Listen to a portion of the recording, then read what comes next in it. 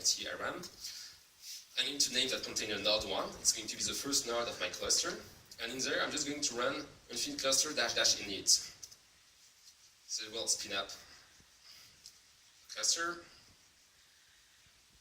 Okay, down. So the cluster is not started. So as you may know, it's extremely fast. It's already working. So you could start this with the container. It's not a problem. I'm now going to connect a second node to the system. So I'm going to run pretty much the same, except I will name it node2. I will link it with node1 so they can communicate. And this time I'm going to say infinite cluster join node1. So it just connects to the first node and join its cluster. Done. It's connected to the first node. So now I have a 3 nodes cluster, and I'm going to create a third one. So the name is node3. It's linked to node1 and node2. And it runs likewise infinite cluster join node1. Here we go. So here I have 3 nodes, 1, 2, 3, that run my infinite cluster that is distributed across 3 nodes. It has sensible defaults. For instance, it has a replication factor of 3 for every block. So every block is going to be written to all of the 3 nodes. Let's test it out. So I'm going to run a simple container just to test. It's going to be named client. I need it to be privileged because I'm going to use a mount point interface, so I need to be able to mount. I'm linking it to all the other 3 nodes. I'm just running bash in there. So all I have to do is infinite cluster. This time I'm going to say connect, because I'm not joining the cluster, I'm not being a member, a server of the cluster. I'm just going to be a client. I will access it. So I'm just going to say connect to node1. Done. So now, whenever I'm going to issue infinite commands, it's going to be talking to that cluster that I just started in the other terminals. And we can start playing with it. So for instance, I'm going to create a file system in there. So to ask a file system is a volume. So I will say create and name it Docker Summit, for instance, if I can type. There's some yellow, but it's not a big deal. So my volume is created, and now I can simply mount it.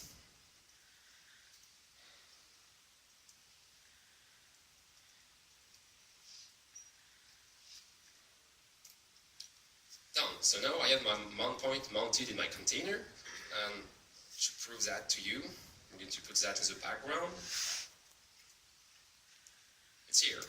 So that is my actual network mount point that is stored on the 3 other devices. Let's play with it a bit. I'm going to create a few directories in there. Oh yeah, pardon my aliases.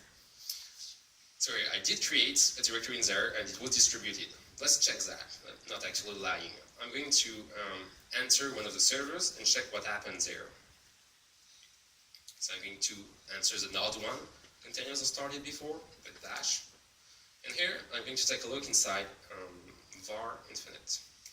So here what I have is all the blocks that were created by the system. It's a bit too big, maybe. Well, you get the idea. So what we have there is all the blocks that were actually written to that machine. And if I were to, for instance, I can count them. I have 17 blocks. And if I were to create a new file here, say foo, probably going to see a few new blocks there. Okay, so good, I can mount my class system. But let's do even better now. Let's mount it as an actual Docker volume. So we have a binary that's infinite daemon that does a lot of things for it, but also acts as a Docker volume plugin. Let me start it. Now it's a bit more tricky. Let's run through this command line once. I'm going to name it plugin. It has to be privileged because it mounts file systems.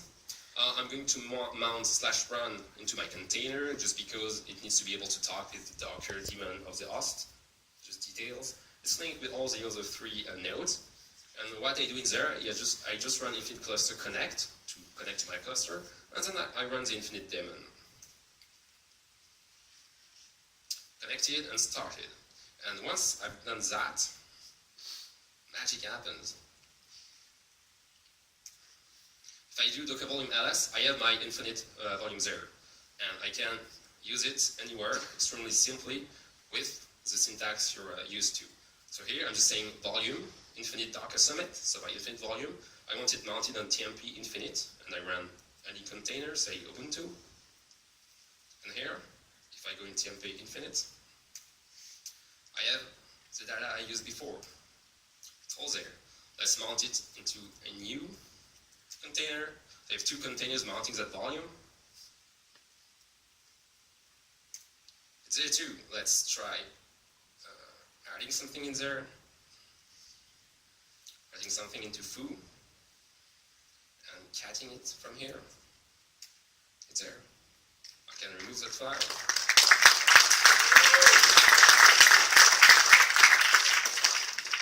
Disappeared.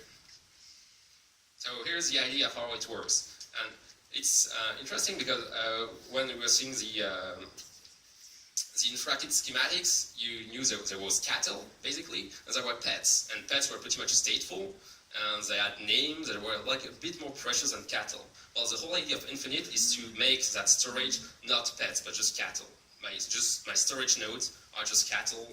They are flexible, they can come and go. You don't need to care about them particularly. Just make storage like as flexible as containers.